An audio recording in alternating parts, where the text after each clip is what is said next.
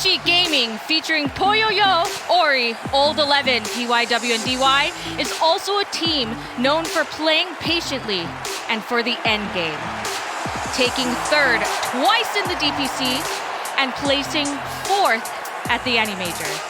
This team full of incredibly seasoned players has somehow managed to stay low on the radars of other teams, but blink and you'll miss it. Their objective-taking strategy and trio of supports will hit you when you least expect it.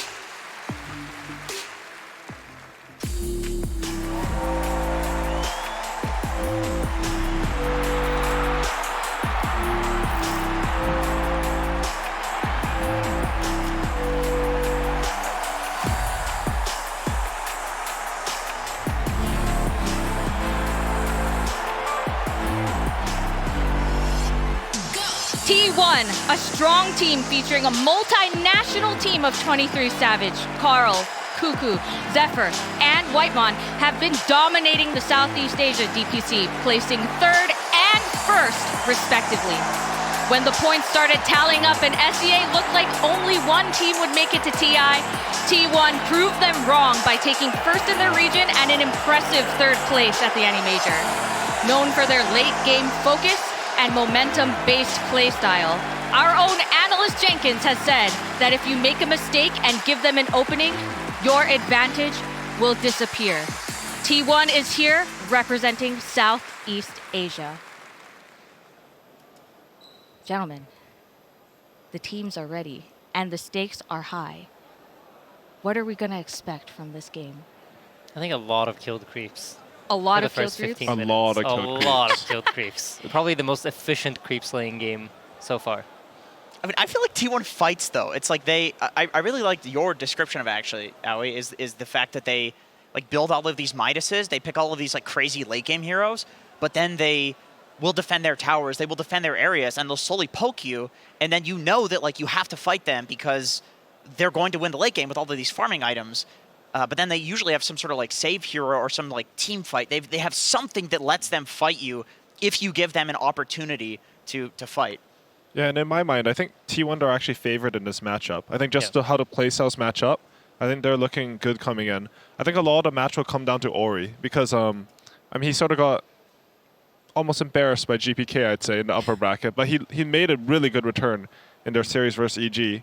So it'll be up to him to be able to set tempo. Because, you know, Vici as a team, traditionally, they were like really quick movements. They would always pull up 5-15, bring double supports to mid. They haven't been doing it as much as I expected this tournament. Maybe it's a patch thing, but if they return to that, like that's the thing that I think can maybe let them beat T1. Yeah, I think they're going to have to move out of their comfort zone. And I think that's exactly what goes back to what Jenkins says too, right? Where I think if you play slow and you let T1 just sit back and defend their objectives, they're going to be really, really happy about it.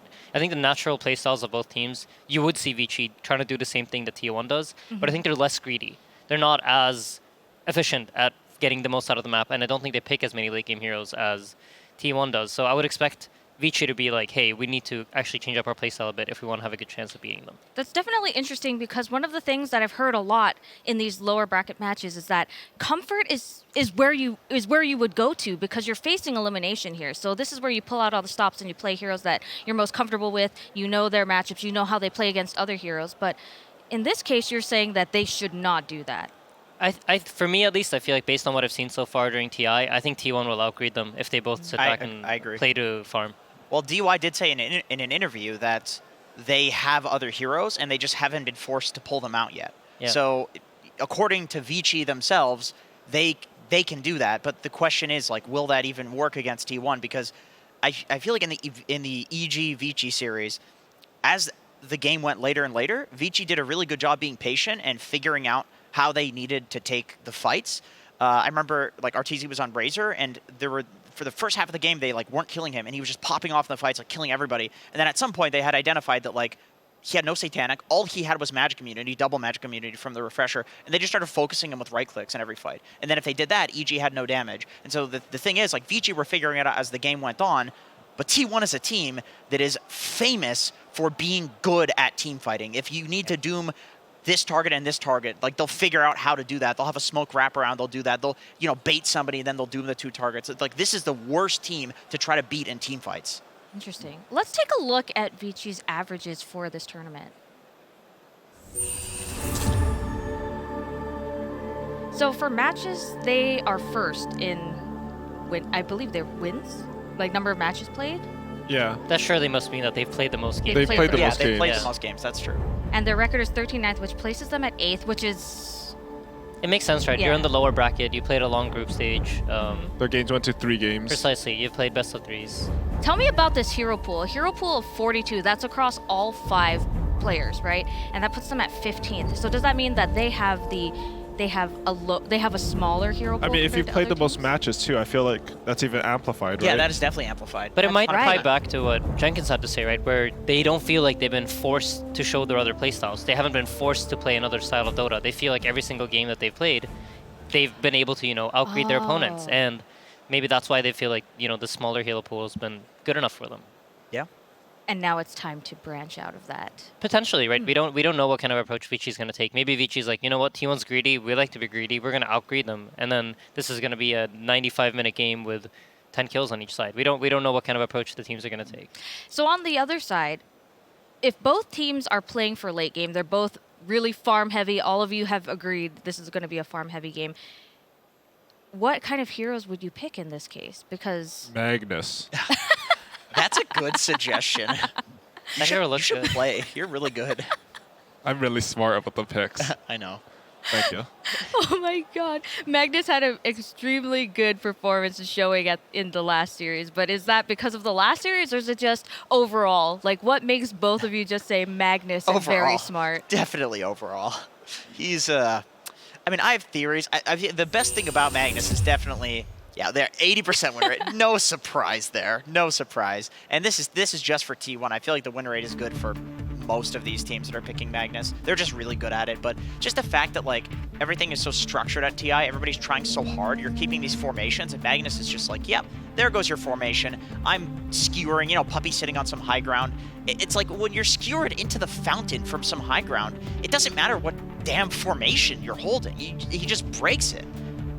Yeah, and I think Doom's going to be a hot hero for Oh, yeah. T1. I think anyone that has been watching this tournament is like, all right, T1 Doom, you have to consider it, and I'm sure Vici will. I think they should straight ban it. I think so agree. too, I agree. but I think if you're not banning it, then you'd need to have an answer for it. And I think that's the way Secret, has figured out That's their right. opponent so far.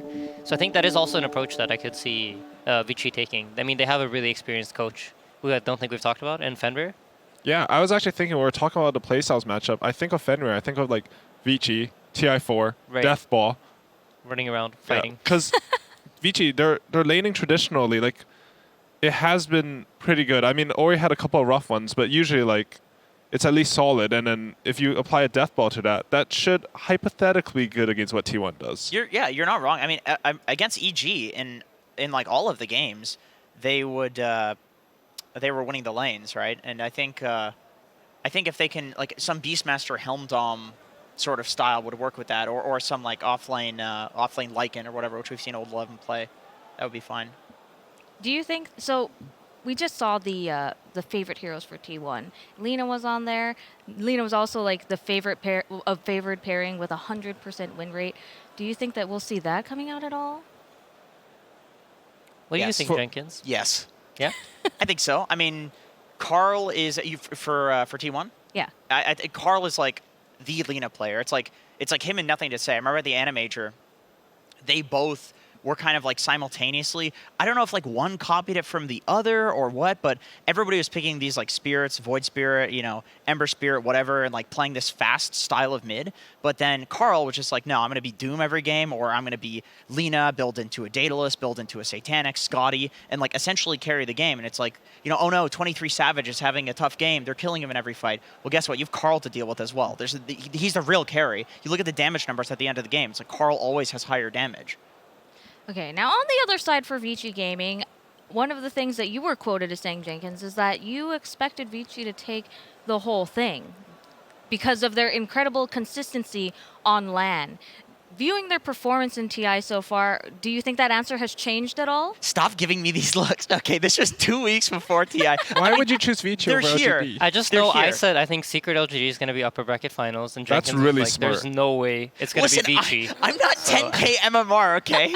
I'm sitting here because of fart jokes. That's why I'm not 10K MMR. But I will explain myself. So my reasoning behind Vici was that I thought that they were a team that they were under the radar. They would always get like 3rd, 4th place. Nobody would talk about them. Everybody's talking about the question mark. Everybody's IG. Everybody's talking about LGD. Everybody's talking about EG. Nobody's talking about Vici. But they have this consistent record of doing better and better on LAN. And then also they do extremely well online as well. And so they have this improvement. They do really well on LAN. And then also I thought that the way that they played prior to the stack nerfs would be better in a non-stacking meta. And I think that's true. Otherwise, they wouldn't be here. Whether or not they'll win, I mean, LGD's looking pretty damn scary, let me tell you. And T1, T1 was not looking like they were in their T1 form prior to TI. They just weren't. I actually thought Fnatic was going to do better than them, and Fnatic did very well, and I'm super happy that T1's doing well, because when they're playing like this, it's fun as hell to watch. Right. But now they're in form. So, yeah, I don't know. It's hard to say. I have no idea. I don't know. But they did look good in groups. Like Vici and T1 did not look nearly as good. So I think there are things that back up what Jenkins actually has to say. There's more than just fart jokes inside this man. He doesn't make up everything. No, exactly. Some of the stuff actually comes from somewhere. And I mean, you saw it in the group stage. Vici Gaming looked really, really good. So. It's so funny because Thank you, Insania. I do want to say that before we started this panel, I was talking to Jenkins about this matchup specifically, and he was giving me so much good information. Like he taught me so much, and I'm able to ask these questions largely because of him. So I do want to give him a lot of credit for that. He always gets self-deprecating, but seriously, Jenkins is really awesome. No, Insania 2 is the best. I think he outshines the Prime version in many ways. Can I join your team? Yes, absolutely. Wow. I don't think Victor? History was made here today, everybody. Insania and Insania 2 will both be on the next team. At the next binding TI, contract. you can you just caught it here. Verbal agreement. I have lawyers. All right, back to the match. Jake said, Sir Action Slacks had said that Vici is, they are really good at taking objectives. Like they're good at taking Roche and they're good at capitalizing on those timings. Tell me a little bit about that and how that would compare to T1. Honestly, I don't... Okay, so I have to think about it, because I never looked into how T1 think about objectives. I know they like to defend their towers a lot. They do. Yeah. They're one of the teams that play Treant quite a bit. So they definitely like to hold their side. Does Vici take that early towers this patch? I feel like think Vici- traditionally they have. Like when they rotate both supports with the wagon mid for 3 years. I think in this tournament they've been slow, though. I think They've been so slow too. with I feel objective like taking.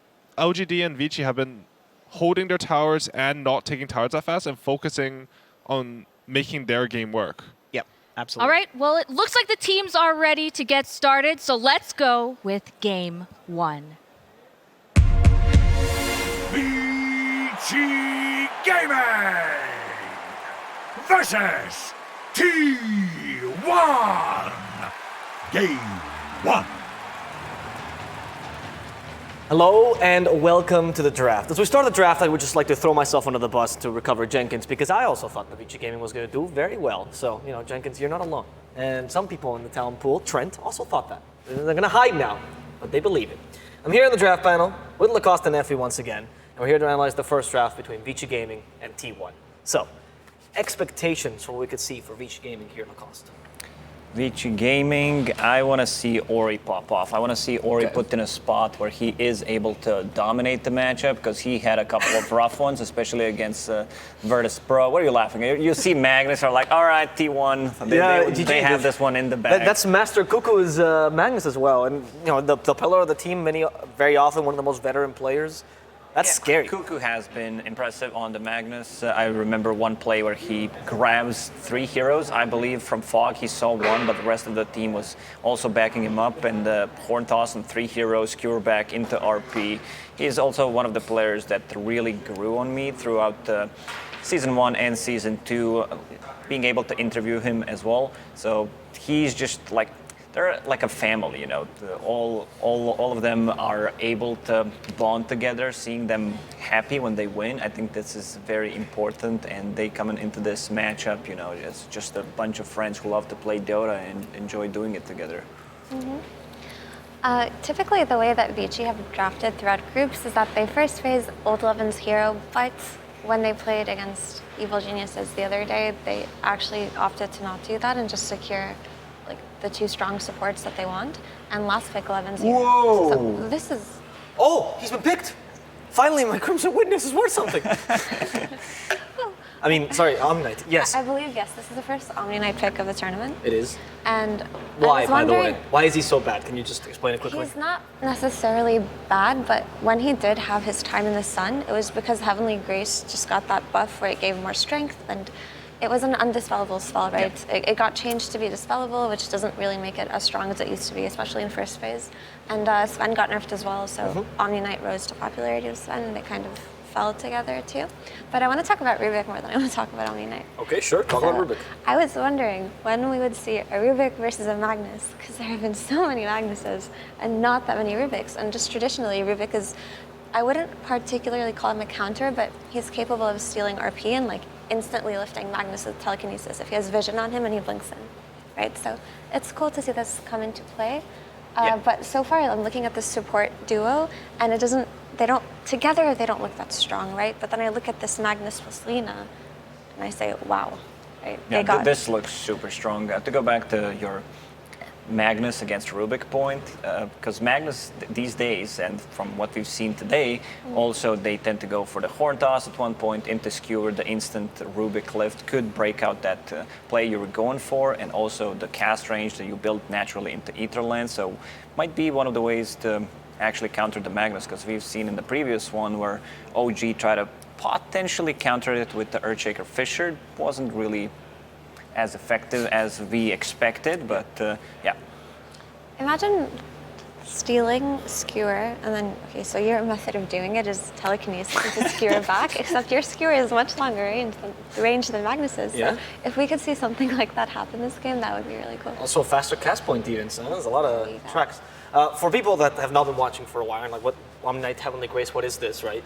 If you're an old Dota 1 player, you remember Repel, right? Now it's Heavenly Grace, of course. Gives you stat resistance, strength as well, and a bit of regen, I believe. Yes. And much like the old Repel, now it's dispellable for some reason, because IceFrog really hates this poor hero.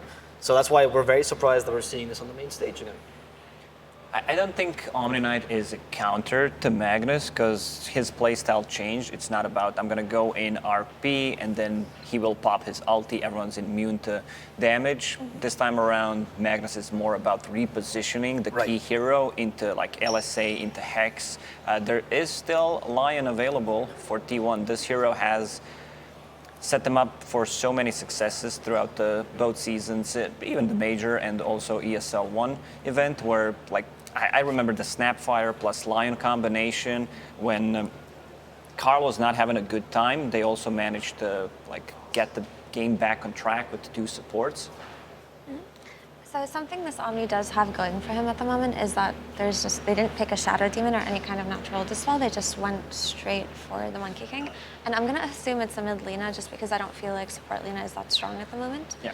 And that's why they go for the Leshrac. If you pair up Omni and Leshrac, it makes him very, very hard to kill, which is something that Leshrac enjoys, right? Because he's one of the highest DPS heroes in the game, but he needs to run in to be able to do that. So he's always been best paired with the security of something like an Omni-Knight or an Oracle. And yeah, still no, there's the Enchantress the as spell. well. I was wondering if they're going to go for like Oracle or Enchantress type of a hero. They will go with the Enchantress, so it makes a lot of sense. We saw Team Secret having a lot of success yesterday with the hero, one of the heroes.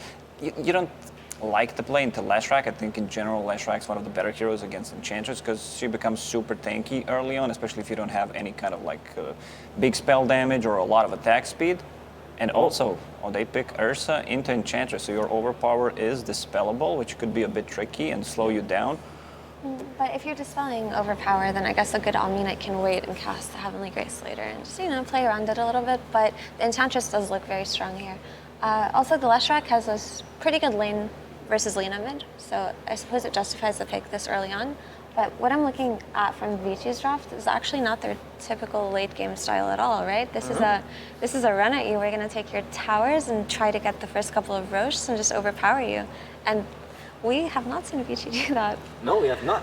Ursa versus Monkey King, also a matchup Lacoste loves talking about. Oh, yes. We don't know if this is going to be a position 1 monkey. Looks like it because it's paired up with the Magnus, which is the combination that I really love. You come online so quickly. Most of the time it's just the Echo Saber build where you become so tanky, double hit. You're also able to clear the Ancients with, but Ursa one of the few heroes that can stand inside the Wukong's command and actually fight you. This time around, Vici Gaming, they will be playing the Radiant, which means you have Ursa. Once the tier 1 towers, your safe lane tower falls, you can push like the top part of the map and threaten the Roshan, because where you're going to be playing is the top part of the map, which means that you're always going to be around the Rosh. There is like one fight that breaks out, you kill 1 or 2 heroes, allows Ursa plus Leshrac, which is a ton of damage, to kill the Roshan. So T1 will need to be very careful about it.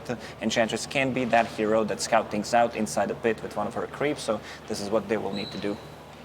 And this would have been a really good Doom game, but T1 banned it out.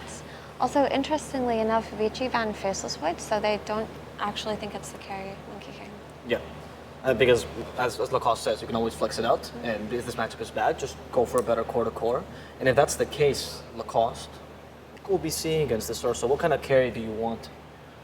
Do you want to pick? I still feel like this, should be a position 1 monkey. Sometimes what we see from the bans is they ban a carry hero that they don't like to play into, and then they play and they cover some of the weaknesses of the draft. Right. Fair enough. So something Vici lack right now is a proper way to take a fight, because yes, you will have your Leshrac running in, but you do need some kind of Jenkins. You do need some kind of blink stun, and they ban out the Doom and Earthshaker, so they're going to need some kind of tanky offlaner who can take these fights for them. There is still Mars left in the pool, but he isn't that synergistic with the heroes that they have at the moment. Is Lycan still in the pool? He is, I believe. Yeah, and the Ursa Lycan is a combo we've seen before. It is an old 11's hero pool. The Wolf Bear, The Wolf Bear.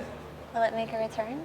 Do you think that this is a decent Lycan game? I know he's not great against Monkey King carry. Yeah, so as we've said, they covered the weaknesses of their draft, so they decided to go with the Faceless Void and Shadow Demon, so that's position 1 and 4. Another way of dispelling things, Shadow Demon has a built-in dispel, also one of the heroes that kind of ruin Ursa, because you can put him down in the disruption and also slow him, which is not dispellable, so I really like what they did. I don't think they would go for Shadow Demon in this situation. I would love them to get like a position 4 that can fight, maybe something like, Lion's still available, right? Do you? No, I just wanted to say, because you brought up Lycan, the thing that made their Lycan so successful versus Evil Geniuses is that when he ran his units at the Skywrath Mage, he instantly died, right?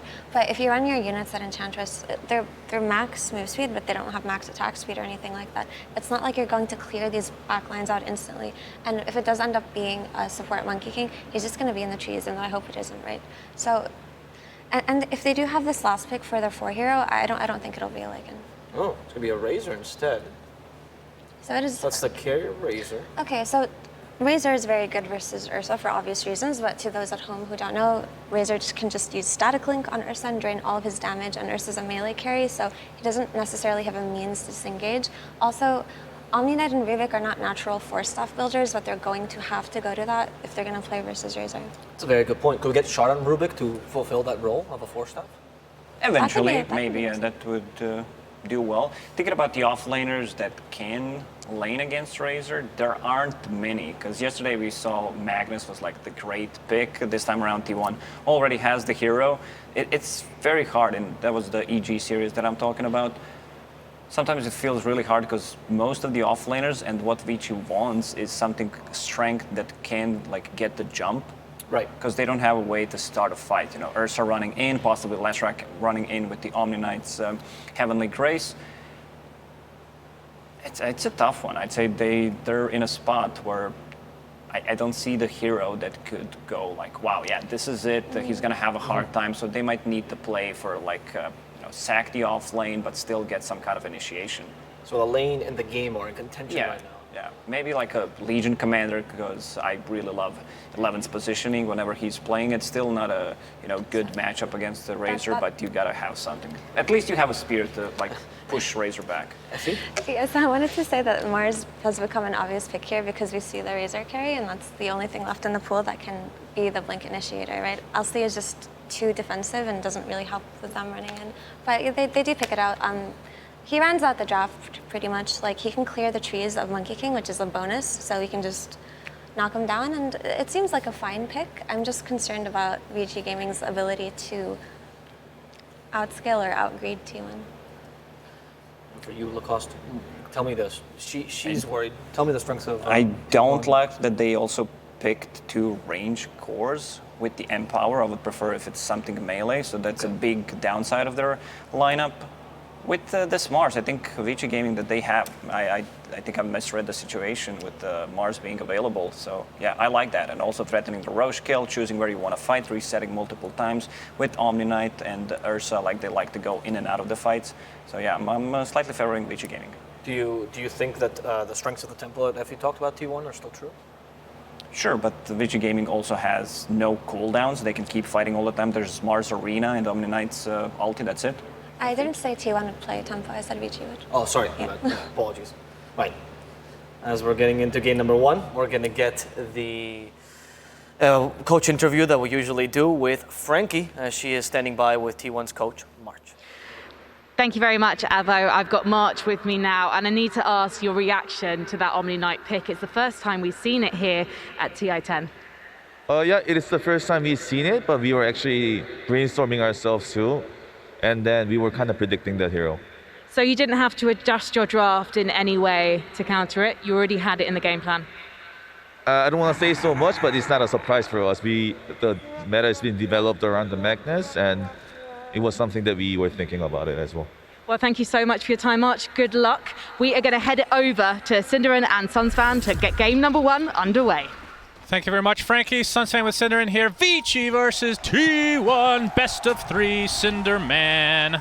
Are you ready to see Omni Knight? Yes. It's been about 2 months since he's been nerfed, and everybody forgot he existed until he was first 2 picked. Yeah, so... Tell me why. Yeah, so what's interesting about this is that, there was some speculation about, okay, what's going to happen to Omni Knight with the nerf that came in. Obviously, the biggest nerf for Omni Knight was the fact that Heavenly Grace can be dispelled. Used to be an insanely powerful ability. It is still a hard dispel. It still gives all the bonuses from before, but now you can itemize against it. You see for T1 in this game, they have Enchant, for example, that could remove it. But yeah, why is it first 2? Good question. Maybe Vici Gaming see it as a counter to Magnus because of the hard dispel, which it's definitely very good. But yeah, I also see some potential pitfalls for the hero. Like Omni Knight, sometimes when played as a 5, which will be the case this game for DY, ends up not contributing as much in lane as you would like, and then if you're playing against heroes that just run at you, it can be very difficult to fight back. Like heroes with silences, heroes with burst, heroes with magic damage as well. And I feel like T1 have a pretty good mix of everything. So we'll see how it goes. I'm excited to see Omni. I thought it was a shame if the hero just disappeared entirely off that one nerf. Yeah, no doubt. As we can see, an early split out here from Ori in the mid lane. Seen a lot of Lesh versus Lina. But to refresh everybody's memory, Cinderin, how do you like this matchup for respective sides here? I think it's slightly Lina favor, but Leshrac is one of the heroes that fares the best. We need to keep in mind Lina wins almost every lane right now, so if you can somewhat break even, that I would consider that almost a win in a way. So Ori should be having an okay time here. Early on, however, Carl is managing to double wave him into the tower more or less, so should cost some CS there for Ori unless he has really good last hitting. Carl even finding denies too, so off to a great start in mid. Ori has had some, for a player that had a reputation at previous TIs of being a stellar laner, this has not been Ori's best event from a laning perspective, and we're seeing here that Carl is just dwarfing him so far in this game, 6-4 against 2-0. Yeah, still very early, and of course, Ori has bounced back in a lot of these games regardless. Yeah. We'll see how this ends up transpiring for him, but I mean, you haven't even talked about the lineups yet overall. We see Magnus again. It seems to be the hero of the tournament, which originally thought it would be Elder Titan, Tiny has had his time in the sun as well, but it seems like Magnus is getting the better of Tiny in a lot of these engagements. We saw in the last series, skewers into Fountain, reminiscing of the old putt hook a little bit there. Oh, Cuckoo is actually almost killing Toyoyo here. Yep. As we're going to see first blood. All right, old 11. 11 here. Yeah, taken out by 23 Savage on the position 1 Razor. So picking Razor, again, I mean, obviously in lane against any melee hero is going to be pretty successful, and then late game, it feels like more of a anti-hero or anti-carry against the Ursa, since it is melee as well. As Toyoyo taking so much damage, has to force out the Fairy Fire here just to survive. So getting punished pretty early in the laning stage here. Omni-Knight does not fare well in this lane. You're going to be hard-pressed to help your Ursa with anything more than a Purification. The Heavenly Grace can be dispelled by Enchantress, so Cuckoo will have a total free time down here, and that's bad news if you're playing Ursa against a melee hero that you can't even pressure him, but I just don't see it right now for their lane. Maybe with some more levels. But there's like the double whammy even with Enchant, right? You can also purge off Overpower, so yeah, got to be really wise with how you cast your spells for Vici Gaming in that bottom lane. Pressure top again, Zephyr almost getting the Jingu stacks. Yep, of course, seeing that position 4 Monkey King, which, again, one of the big heroes of the tournament as well. I mean, I guess the biggest difference with him and Magnus is we've seen him position 1, so he has a lot more flexibility. And we've seen mid Magnus before this tournament, not so much in the last month or so, but interested to see like what hero flexibility they'll be going for, because as the tournaments typically progress, it becomes narrower and narrower in scope. Yeah, but considering how flexible heroes are now versus even 2 years ago, expecting that to perhaps change a little bit here. I would say one of the things about Magnus just makes him so incredible is that almost no matter what role you play him in, Horn Toss is just proving to be the shard of the game right now. It is incredible. And honestly, it feels like RP is kind of a luxury at this point. Yeah, true. Like, Horn Toss is the real RP. Oh, good damage onto DY, gets the skewer. Shockwave into skewer, DY, TP's away to safety. Oh, okay, never mind. Impetus, just enough damage there. He didn't get sent to safety. True. He'll be back to safety. The fact that he used the seconds. TP is very sad for Vici, because he has to do the old walk of shame. Good old big bad news. Oh my god, Ori is getting owned. Yeah. I just realized how bad it is. 9-3 to 24-14. If you're new to Dota, this is not a slight win. I said it's slightly Lina favored. Is that a Gaben level win? That is a very, very stompy performance so far from Carl. Oh, what about the comeback potential from Lesh? Because typically you want to be the one pushing the wave and doing some damage to the tower here. Okay, they're going to trade stuns here, but the tomato coming in from afar. We'll see DY, yeah, forcing back Carl, but doesn't really offer that much or any harassment because he is an Omni Knight after all. So in terms of Zephyr, yeah, he's going to get pinned to the tree and brought down. So Vici Gaming getting their first kill of this series. In terms of comeback potential for the left track, the way you usually get that is by farming some camps in the jungle with Pulse Nova. The problem is Lina has found 14 denies, so Carl is 3/4 of a level ahead, and once he hits level 6, any rotation from Enchantress with a creep, or even without, just with an enchant, should be enough to set up a kill on the Lesh for Lina. Even going to get a bottle refill here brought in from Zephyr. Yeah, Carl absolutely crushing right now. See if he's able to actually snowball this. I mean, we've seen some great performances in the laning stage, and it kind of tapers off because they don't end up getting that kind of little extra. Toyoyo bottom. Toyoyo again, getting the shockwave applied. I mean, look at his CS. He's at 20-2 versus the 22-7 of 23 Savage's Razor. But that is a Razor. He's not really that great of a farmer. I mean, neither are really. As there's the Heavenly Grace applied to Toyoyo. And Whitemon is going for that rotation mid now, so is pinging out. He wants to go for Lash. He has the boots on Ench. And the old Wild Reward. Ripper. So Ori knows that this is coming and this rotation from Whitemon will not be successful, but if nothing else, Ori is not farming the wave right now. Carl will get the rune as well. Illusion bottom whenever he wants. Whitemon gonna start pressuring PYW. Zephyr actually cutting in behind as well. Yeah, they're gonna clear the trees a bit here. DY showing himself Laguna Blade, and down goes the Omni Knight, only level 3. So setting himself up there to just get killed right off the bat. But as long as it's not their mid hero, then perhaps they'll be fine with that. This is still looking really bad for Vici. 2 minutes in, 6 minutes in, sorry, it is 2K. 2K already, yeah. You're losing the damage to the tower tower as well. 6, almost You're not fully losing it here, but it's going to be pretty damn close, so any move later will get it done. Oh, actually, wait, that's an enchanted creep, not a normal melee creep, so a lot tankier, but they will still hold. Yeah, it's just all T1 right now. One of the biggest leads we've seen in the whole tournament, minute 7.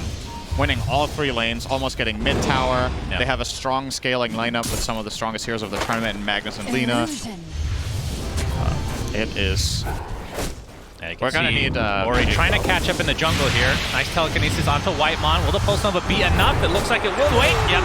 Just in range for that last tick of damage as the Wild Wing Ripper doing some damage in turn. So, at the very least for Vici Gaming, their mid laner starting to get back into the fray of things a bit, but again, it's really about Carl right now. Has only found the... Actually, it was an assist. He didn't actually get the kill on the Omni Knight. He gets the mid tower there. 11 tried to TP in for the deny, but got stunned immediately on arrival, and the creep wave got the tower, so... Another bottle refill for Carl. Yep. He's getting everything that he wants right now. Absolutely. I mean, he's over 1,000 net worth ahead, or exactly 1,000. No, more than 1,000 ahead. Just going to provide procs for Zephyr. Yep, thank you. Thank you for the Jingu, my friend, as Poyoyo. All right, from Vici Gaming's perspective... Nothing. Thank you, Cinderin, for the great commentary as always. Like, what's the plan here? Obviously, Blink Dagger is what I would assume you want on Old 11, but he has not gotten the greatest of farm this game. It's still better than Ori's, though. And that's honestly my biggest concern. I know I'm harping on it quite a bit, but Leshrac needs a comeback in this game, so I like the smoke from Vici. Yeah, you got to get Dagger on Mars. You need some way of setting up fights so you can start snowballing a bit with the lineup you've picked. I think it's more tempo-reliant. Whitemon here will break the smoke. Tanking the gank here. And Poyoyo trying to get credit for this kill, and he'll do so. No, actually, that went to Ori. Are 5 heroes down here killing a measly end. Yep. Oh, wait. Maybe they get... Mars Arena, Spear, sets it up onto Cuckoo. TP is coming in. Fear Condition doing a lot of damage. RP not going to go off in time. Maybe for the best, honestly, from T1's perspective, that did not go off. Yeah, I don't think that would have really led to anything good. So... I think you're right about that. They're losing a couple of kills, but keep in mind from an efficiency standpoint, Vici Gaming are not farming 2 lanes for that full minute that they're making moves bottom, whereas Razor and Lina are just going to town on creeps. Carl gonna get what looks to be a 9-minute 30 boots of travel here with the next wave. For comparison, Leshrac sitting on brown boots and 400 gold on the way to a first item Yules he's hovering right now. And you gotta wonder, from Vici again, I understand they make this 5-man rotation bottom because they're a little bit desperate to find fights. Their lineup needs to play fast.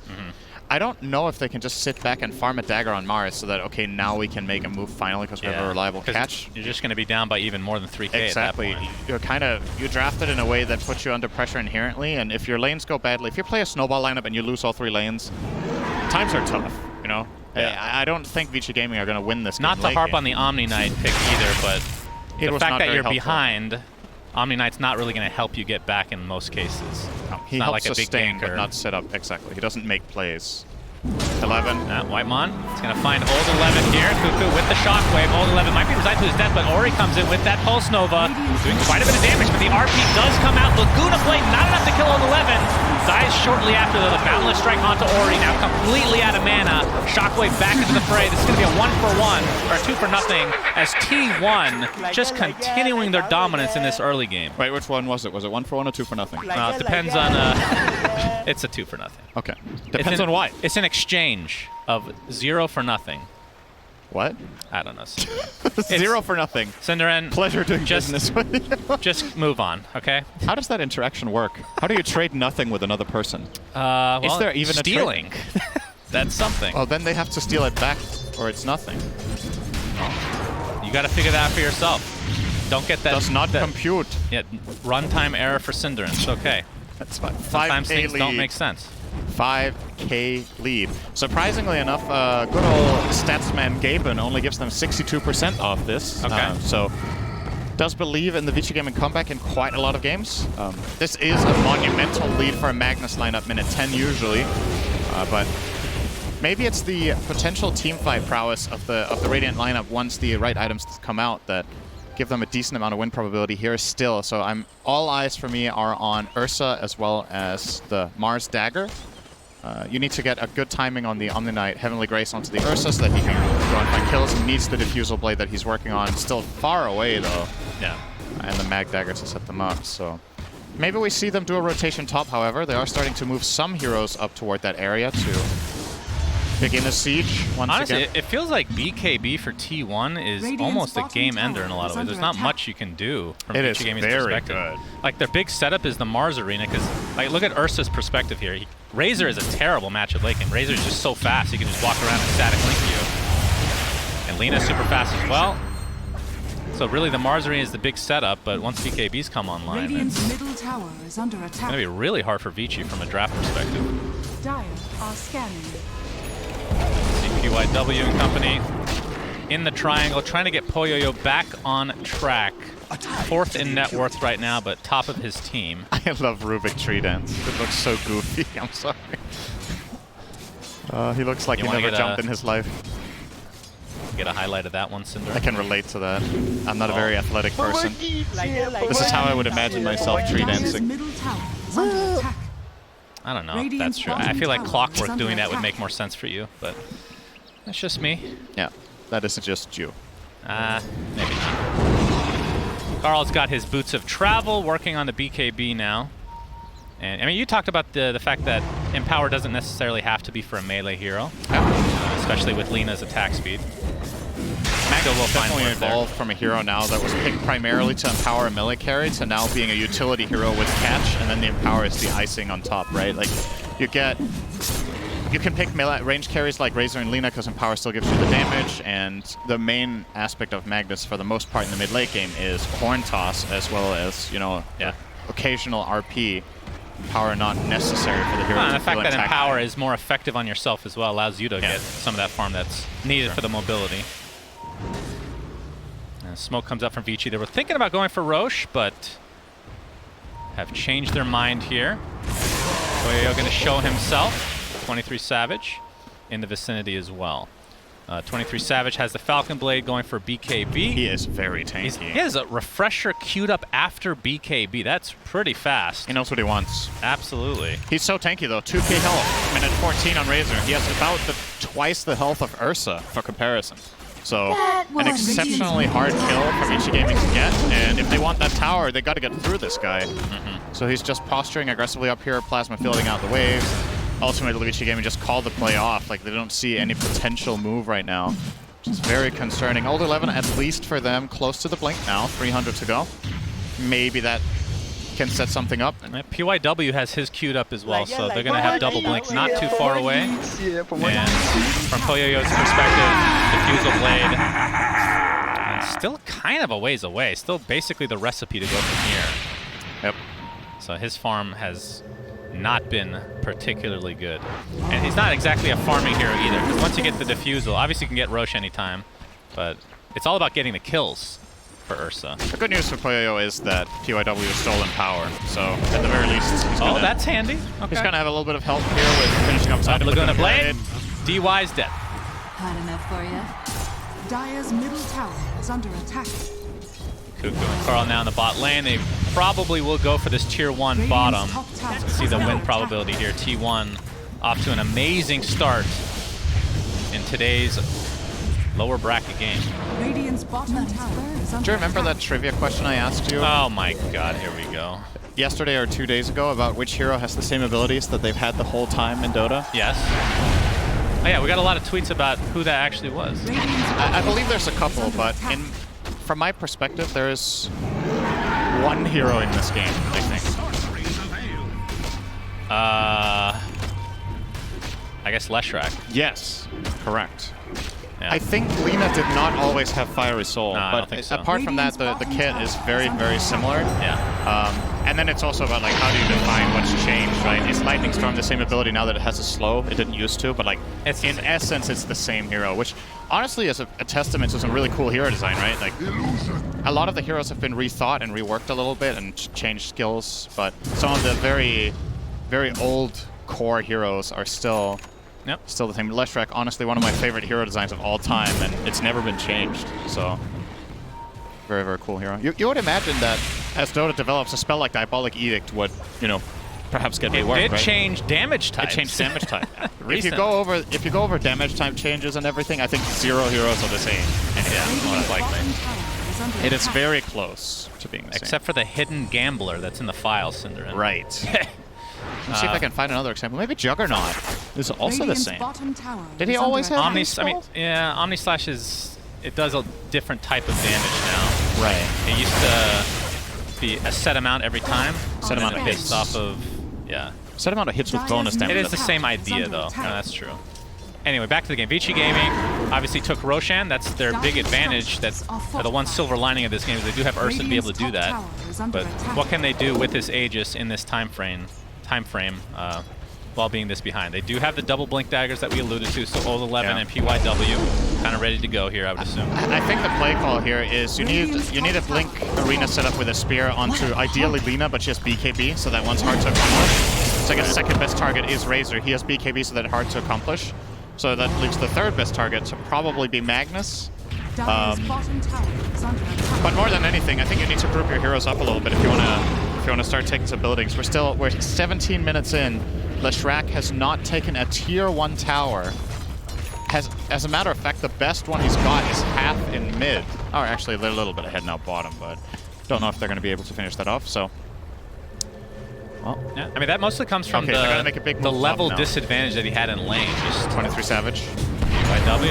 Oh, Ult 11. I mean, he did force out the BKB, which didn't look like it was actually needed, but still, not the initiation you want if you're a Vici fan. It's something. At least to force a BKB, right? Like, it's better than sitting back and just letting T1 do whatever they want.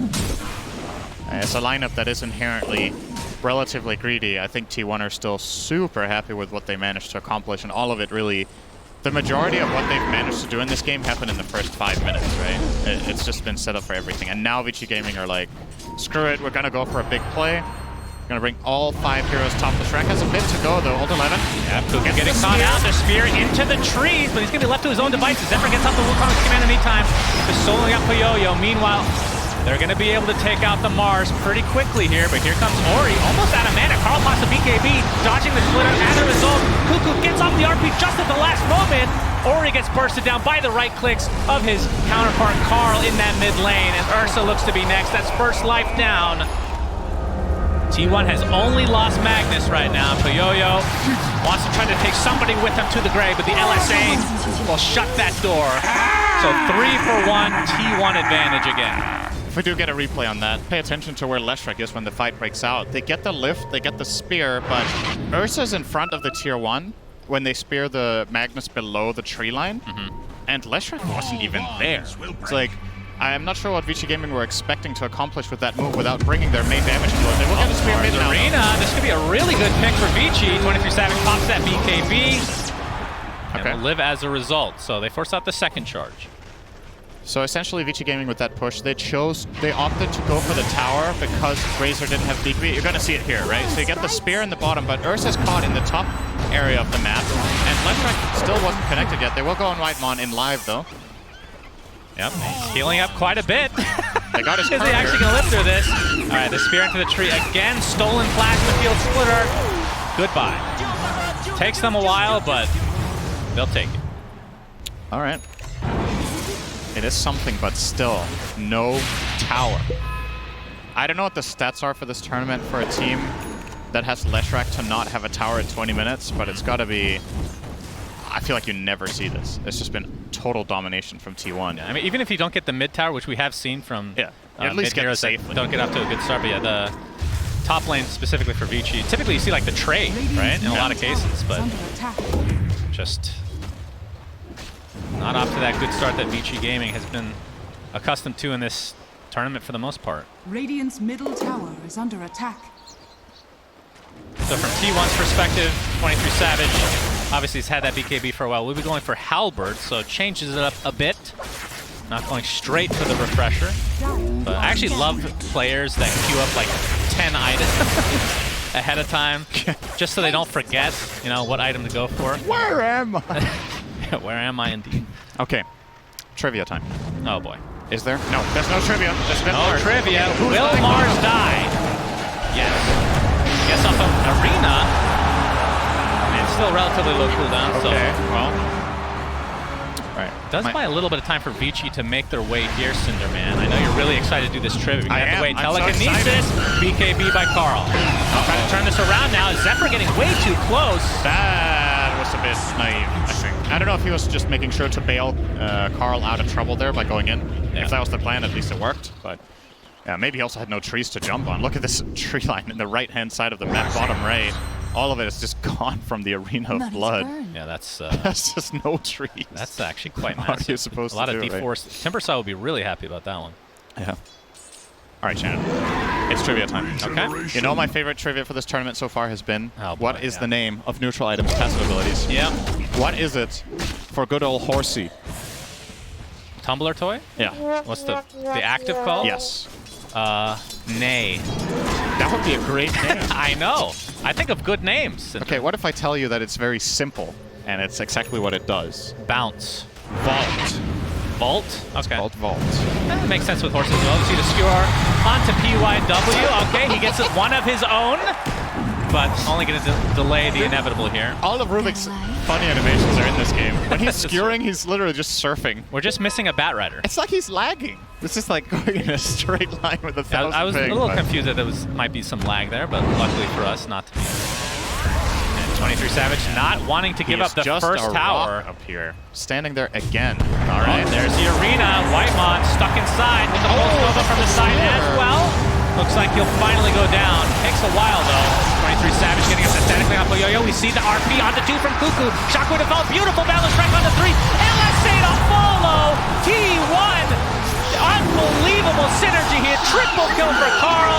Old 11, the last remaining member for Vici Gaming, but not for long.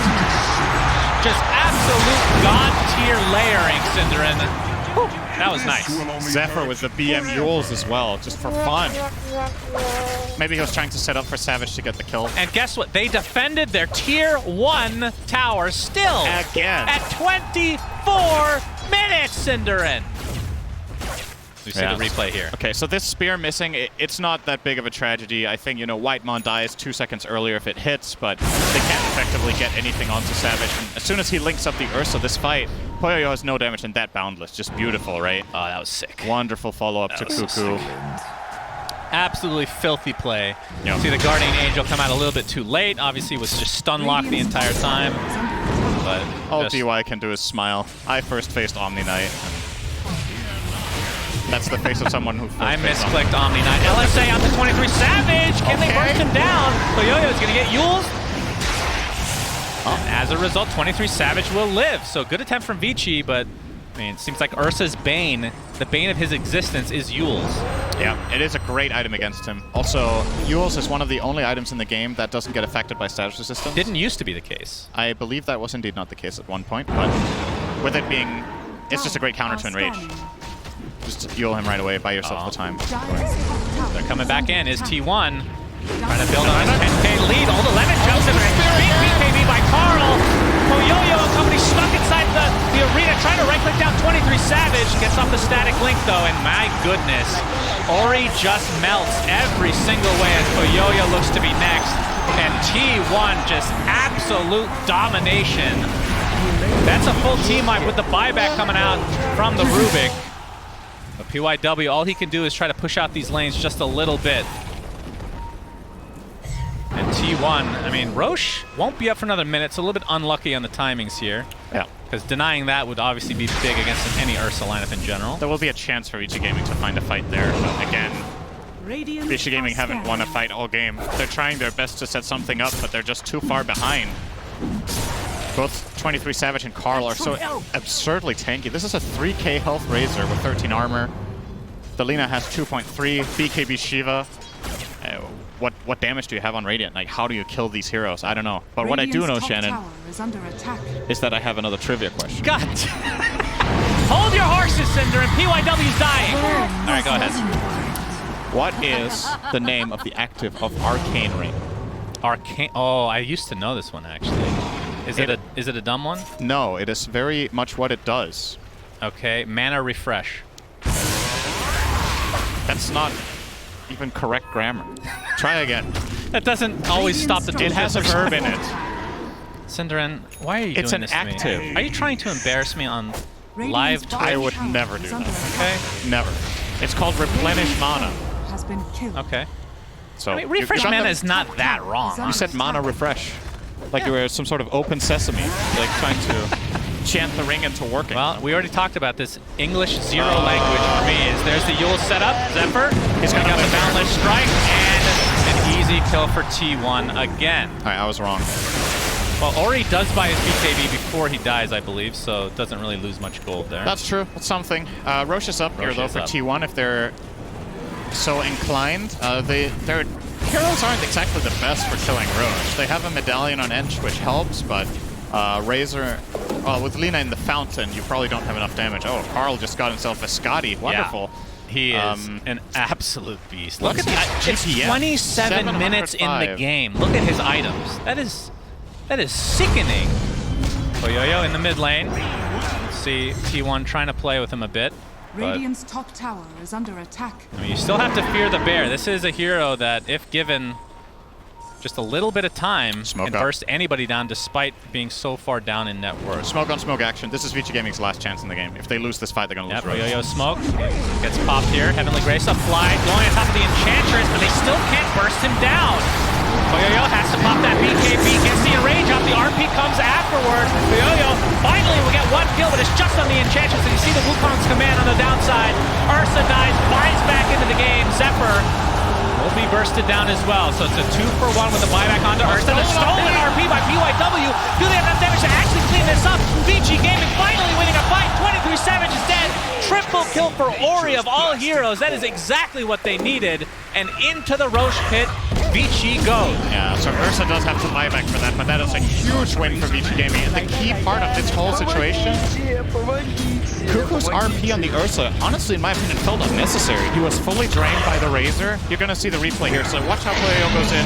They try to get the Ench burst down, it doesn't work, and here comes 23 Savage with the static link. So Poyoyo's fighting potential is almost non-existent. They RP into the Enrage. He still gets to do a little bit more damage before he ultimately does die to the Laguna Blade, but you gave Rubik that RP by setting it up in this way, and Vici Gaming are going to capitalize on that big time, pulling back about 4k of the lead. Oh, that was sick. Radiant's top tower. 69% win chance now for T1, down from, what's that, about 90, I think. 91, just a moment ago. Yeah, and that, I mean, again, looking at the net worth for the heroes themselves, you can see that that Carl is so far ahead of everyone. Honestly, though, Rubik is going to have another RP if Vici Gaming set this up well. He has a 1-minute cooldown on it. Spell Steal is lasting for another 2.5, I want to say, roughly.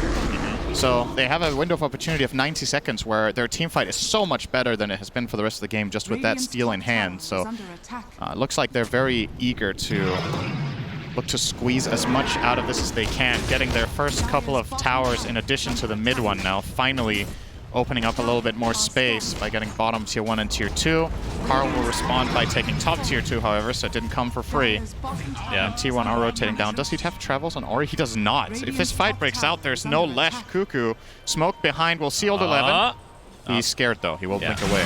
There's the DD on Ursa as well. Zephyr doesn't care.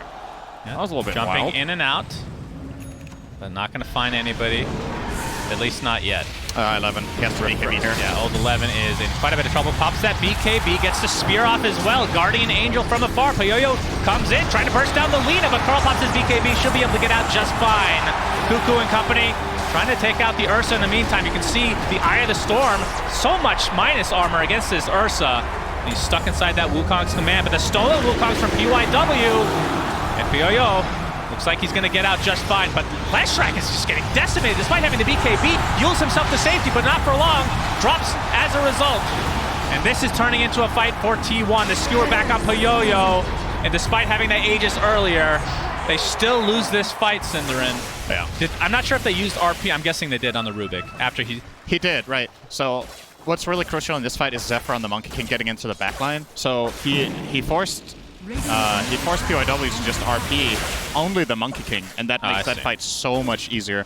So he RPs, and then he steals the Wukong's command, and that just doesn't cut it. They need that RP on the big course that Ursa is hitting. So it's off camera right now, off screen. You see the green marker in the bottom left on the minimap connecting in. Yeah. And just sitting on that Rubik. Back to live, though. Carl is getting kind of low here, so maybe T1 can't actually get this tower. Satanic is on the way, though, Cinderin. Don't you worry. Where did that come from? I don't know. All's 11. Oh, he gets off the BKB. Gets a little bit of space there. A couple more right clicks should do it. Nice heal from DY. So Old 11 lives as a result of that. Stolen LSA stolen. Is going to connect. Sphere onto one. Double rebuke as well. That's going to be 2 cleanup kills for Vici Gaming in their own base. They really, really wanted Old 11 there, but Neck God will escape. So, yeah, a little bit of gold going the way of Vici there, obviously. But, and we didn't mention, of course, that the shard was picked up from Roche on Poyoyo, so does get the enrage buff every time he earth shocks. But I feel like the story is about Carl, who wait, what did he drop? I thought he had another item on top of this. I mean, he had the wand, I guess. Bottle. He just swapped the wand out. Okay. The bottle was in the first. So it has the DD bottled. 25 gets the attack range talent. Carl is absolutely beastly in this game, and that's honestly still the story. Like, let's think back to 30 minutes ago and what happened in this game. Dota is a game of snowball, and a lot of the reason Carl is in this position is still what happened in the first 5 minutes. So Vici Gaming, honestly very impressed with their ability to stay in this with how grim it was looking. That fight close to Roche really gave them a second life in the game. It does feel like Rubik is that big wild card in these fights. He is, for sure. If PYW gets a good RP, you can never count Vici Gaming out in this. Will be a pretty big difference maker if they find some sort of better solution to the Razor life static draining the Ursa as well. Wukong's command, Boundless Strike, trying to create some space here. Okay, that's already being forced out, but there's the Horn Toss back into the Wukong's command, and the right clicks from Carl, but Ori's going to live for now. In fact, going to turn this around completely onto the Magnus. So despite a good setup there from T1, Old 11 could get an arena. They lose Cuckoo. There's the Mars Arena. 23 Savage has to refresh to get that BKB off, but they're just going to kill Mars in turn, so it's a 1-for-1 now. Ori trying to play a lot, as much pressure as possible onto Carl. He's getting right-clicked down by Poyoyo. Now pops his BKB. Carl just getting stun locked. That was a stolen LSA as well. Boundless Strike to follow. Carl has to stand his ground with that Satanic. He's doing a lot of damage, but will finally go down in favor of Vici Gaming, but they do lose Poyoyo. 23 Savage has to stand his ground as well, but it's not going to happen. DY and PYW, the last 2 remaining members of Vici Gaming. An absolute bloodbath of a fight. It's just the supports left over. But Monkey King is so strong, he gets lifted by PYW. Oh my god, that heal! Zephyr! Jingu Mastery for the freaking win! Has the high five to nobody, but well deserved. My god, that was sick. Can you believe that ended up being 2 supports versus 2 supports? Dude, epic showdown. I love that. And then T1 wins it by 2% health on the Monkey King. And then gets off that. He took the Jingu Mastery talent on level 15. I don't know how many levels Zephyr got in that fight. I think he got like 3 or 4 with everything that just happened on that Monkey King. So is approaching a potential level 25 here. He is 20 here before this final fight. Now all the cores die. It's just the support battle of a lifetime. And God, I totally understand why Vici Gaming thought they could kill him here, right? No doubt. They have that crest. I don't and want boom! Oh god, that must have felt so good.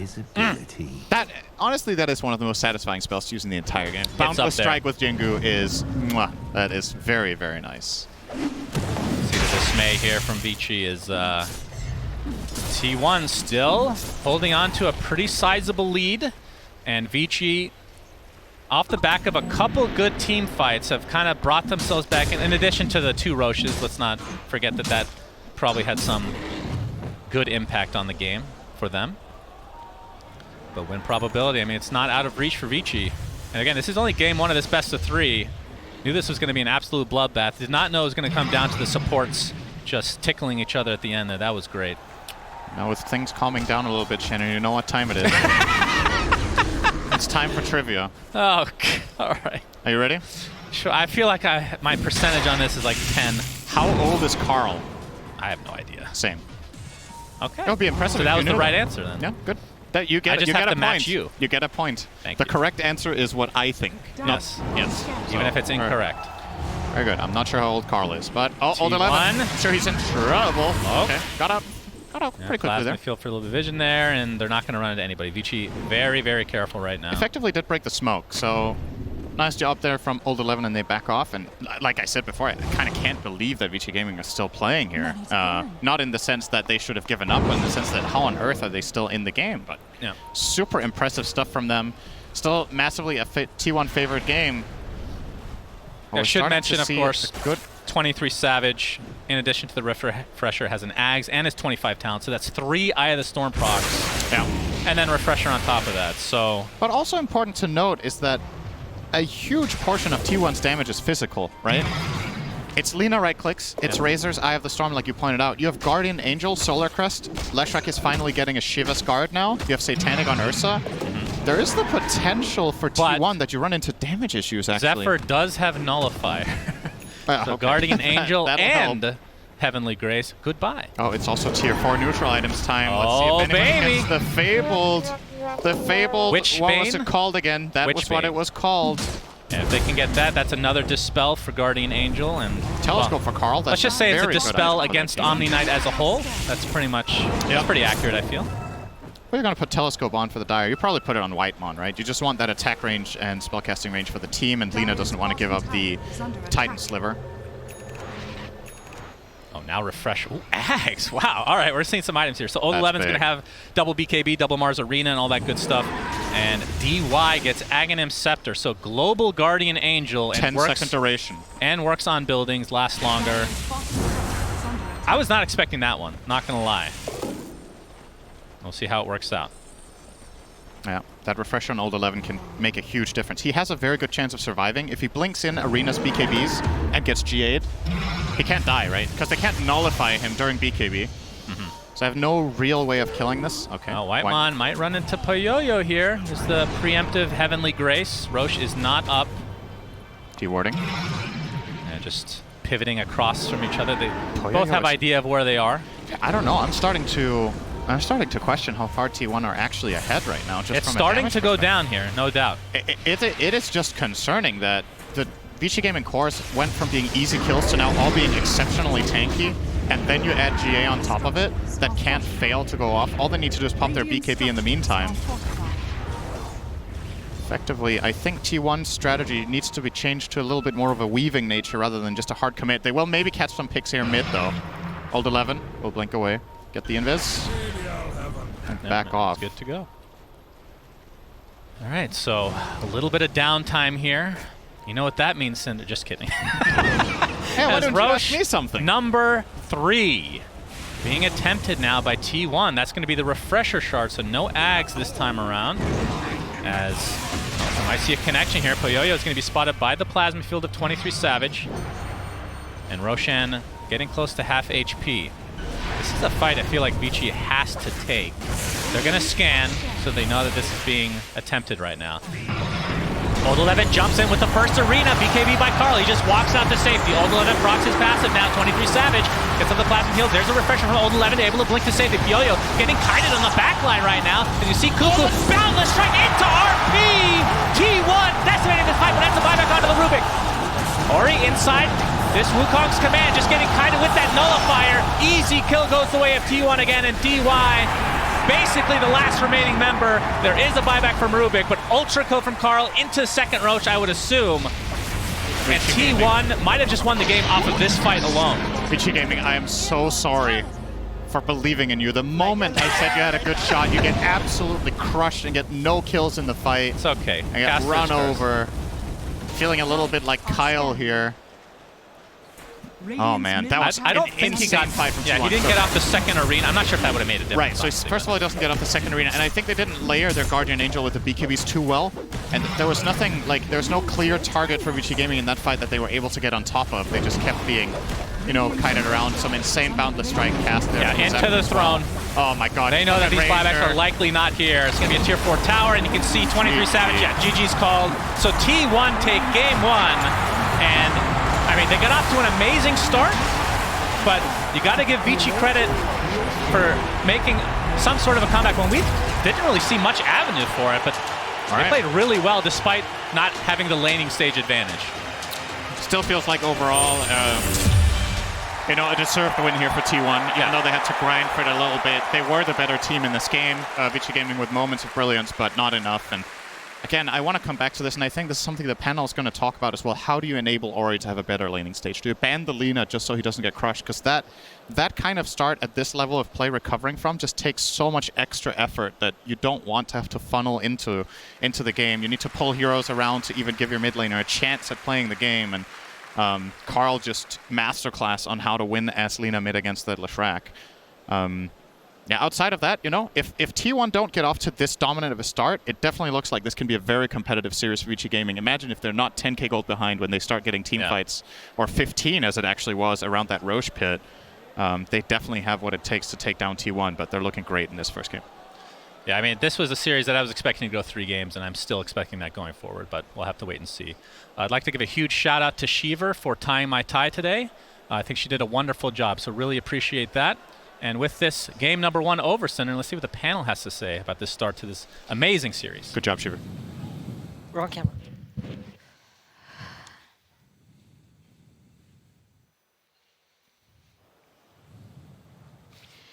What a great game. T1 took the victory, and now they are standing at a nice 1-0. Now, one of the things that the casters had mentioned is that it was definitely a stun game. Lots of stuns coming out. We had Monkey King doing Monkey King things, Rubik stealing Monkey King's spell, and also doing Monkey King things. But what would you say was the winning point of the game? Wait, actually, forgive me. Because we have a special guest joining us on the panel today. We have none other than the one and only Saberlight from Team Undying. Welcome to the panel. Is this your first panel ever? It is. Oh, I'm so sorry you have me as your host. Apologies. But anyway, sorry, back to the question. So, Saberlight, I'll ask you first. What do you think was like the winning point of this game for T1? Honestly, I think it's just their gameplay. I think the way they executed and the way they pressed spells was incredible. Especially like the fight at the top tier 1, when they stunned 3 people after 3 people. It was incredible. I think, and secondly, the draft. I saw the Omni, and I think this hero is very sus. Especially if the enemy team has Birch, which they did. They had Nullifier and they had Eng. So, would you say that the Omni Knight was a very unideal pick? But if so, what would have been better in that place? Well, maybe more stunts. I think the Omni Knight hero, it can work in some cases, but I think some regular position 5 could maybe work better in this game. But, you know, Vici went with their strat, and props to them for trying it. All right, so AUI, what do you think T1 did very, very well in that game? I mean, it's a very high kill game. You can see that 21 on Lina. Who would you say the MVP is for this match? Who drafts for T1? It's Cuckoo, right? I think so, yeah. Yeah, I think it's Cuckoo. I think the draft was just... Also probably March. I mean, we talked about this the other day, but I think Korean coaches are just OP. And they also have one, right? It's just how it goes. You have a Korean coach, you're off to a really good start. I feel like, though, if you see Omni Rubik supports, you're able to just abuse it with Enchantress. T1 is just so well set up for success. And they did it. I mean, at the early part of the game, they took over the map, and then they played T1 Dota. You know, they slowed down, they got their timings, and Vici, they're trying to mount a comeback. They took some really good team fights with good coordination, but it just wasn't enough against T1. Yeah, we actually have one of those team fights. Let's cue it up. I believe it was the one in the Dire top lane. When it was shortly after Mars was in the base doing Mars things. So, Insania, can you explain to me like what the key point of this team fight was? I know that people were kind of yelling a lot when this fight was happening, especially toward the end. I mean, I know generally speaking, Chinese teams really like this Lina into Lesh matchup because she just could sit back and just auto attack, but it didn't really seem to play out that way this game. If I'm being perfectly honest with you, I don't remember the exact key points of this team fight, but it looks like it's just going to be a bit dragged out fight where Ori's dealing a lot of damage. The Leshrac's not really in a lot of trouble. With Alina taken out so early from the fight, he just seems to be able to output damage like crazy. So there's like a lot going on here, but it seems it seemed like T1 had the upper hand, and then, they kind of didn't at the end of this fight. What happened here? Well, this is the one where Zephyr actually manages to turn it around. It was a epic support fight. Right. Yeah, this fight, like Leshrac, even though he was 15k behind, I think he managed to do 12k damage this fight, which is insane. I think it's a lot of what you said. It didn't feel like, I mean, Lina's good versus Leshrac not only in the lane, but he also runs in and you just hit him a lot, and he doesn't get to do that damage. This fight, I think it was actually really well executed by Vici, but at the end, Zephyr, it was just clutch, right? Like he manages to get that stun off and full heal, team white. I also think it's the Mars versus Lina matchup. It's like really good for Vici that they had Mars, but once the arena is down, the Lina has free reign, so they need to kill him in the arena, otherwise they're in big trouble. So is this match a prime example of 5s and 4s being really, really, really strong in the meta? It seemed like supports were really the deciding factor in all of these fights. I think they were doing a good job of surviving. I think both team supports had really good positioning. And I know we talked about this before, but I think T1's team fighting is amazing. And usually, I think core players generally are fairly consistent in how well they team fight.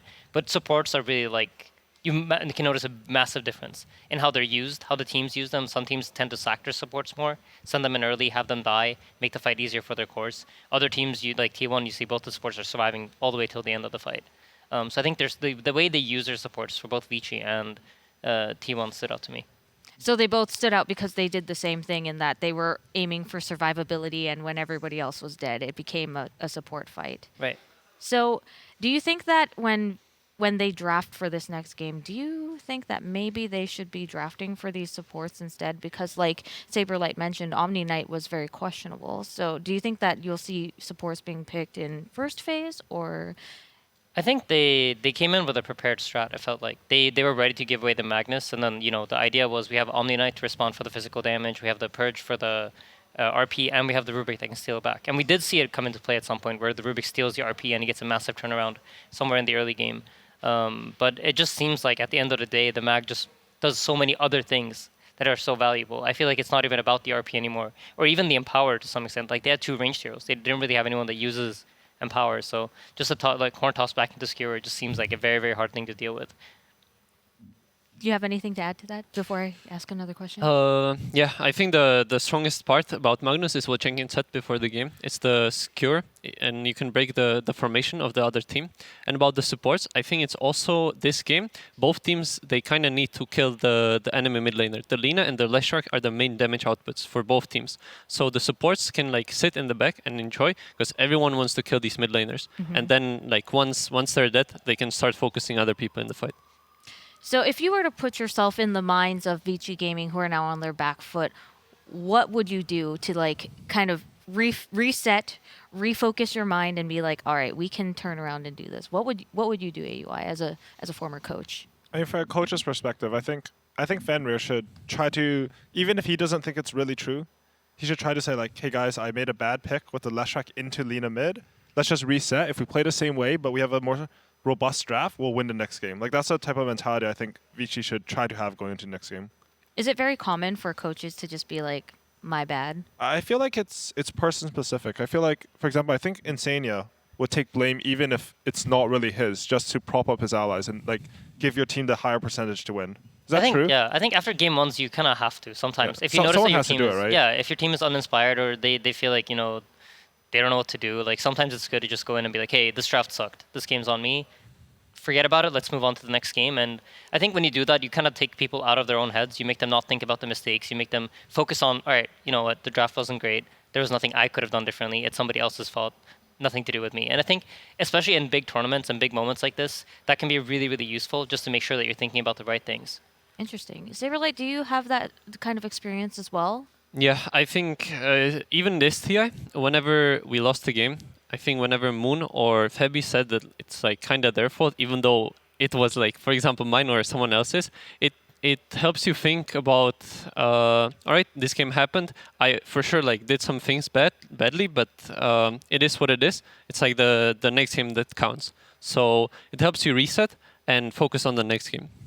Interesting. So it really shows like that team perspective, right? Because Dota's a 5-person game, and even though one person can have a point of failure, it isn't always the fact that they're the only reason. So the team kind of takes that blame together, or you take the blame for everyone and just say my bad, or honestly, the coach. like competitive Dota and pubs, it's very rare that it's one person responsible for the loss. Right. Like as long as everyone's trying their best and putting the work in, like the main job of the coach is to make sure everyone's going in with a good mentality. I feel like we've heard mentality a lot in a lot of these series, especially with like EG and Dr. K and, the teams that are like hyping each other up, like a team spirit, for instance. One of the things that both of you told me, and you were there too, we talked about it too with Jenkins Saber, like, like they're really good at keeping that mentality, like positive mentality and hyping each other up. It's definitely do you feel like that's super, super important? Or do you think that maybe like being like, oh, well, I can learn from this instead?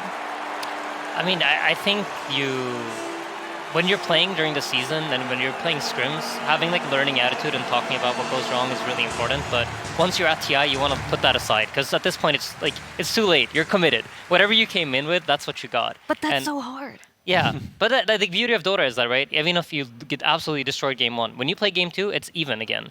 It's not like there's some like World of Warcraft where somebody has better gear than you at the start of the next game. It's dead even. So you get a reset and you get to play for free again from the start. So. All right, well, before we get started with this next game, let's take a look at some TI memories for Vici Gaming. 就是整个 TI 生涯里面最伤心，或者说最惋惜的一个场景，应该是在。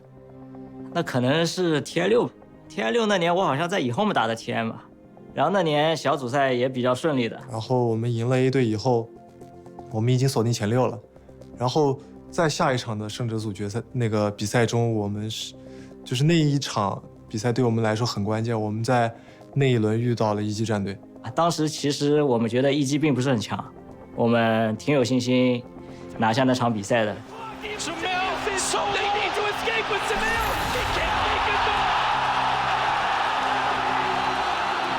This range back, that's going to be mega. EG going to need a miracle, not a position you want to be in if you're an EG fan right now. 纣王，然后当时场面我记得我们还是挺优的，甚至一度破了别人的3路，已经出了超级兵。EG might just not have the bodies to do this. Can they get PPD out? He gets a first tap away, but no!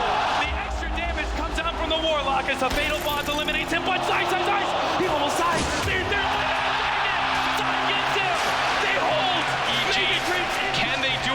Pickoff on a core might enable them to still win this game. EG might be able to do this. Jenkins has been holding. They're holding it at the vent here again. They kill him. He'll take him out. They revive back in the tier. Oh, the throne's going down. The throne down to half HP. Game 1.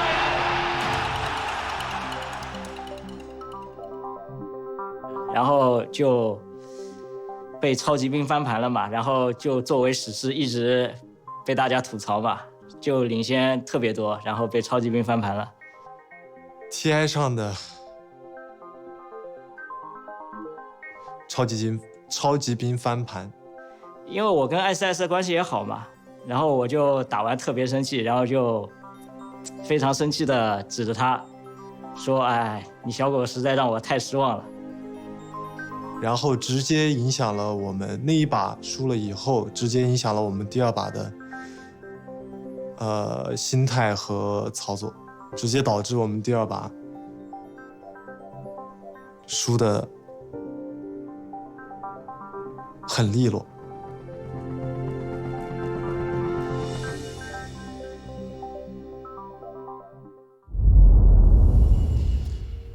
As we had just talked about, the mentality of the players will really matter in games that are high stakes like these Vici Gaming, showing that, they were down a first game and it was rough for them to take that loss, but that emotion carried over into game 2 and they lost swiftly. So like you guys mentioned, all 3 of you, they really need to take a step back and reset, regroup for game 2. Now, what are we expecting to see in changes? You said swap out the Omni Knight. Other than that, What do you think Vici Gaming can do for game 2 to really turn it around? Yeah, I think you tried giving away the mag. It didn't work out. Most likely, you know, this game you're going to be like, okay, our prepared strat didn't work. I don't think we can deal with this unless they've got first pick now and they can first pick it themselves. Interesting.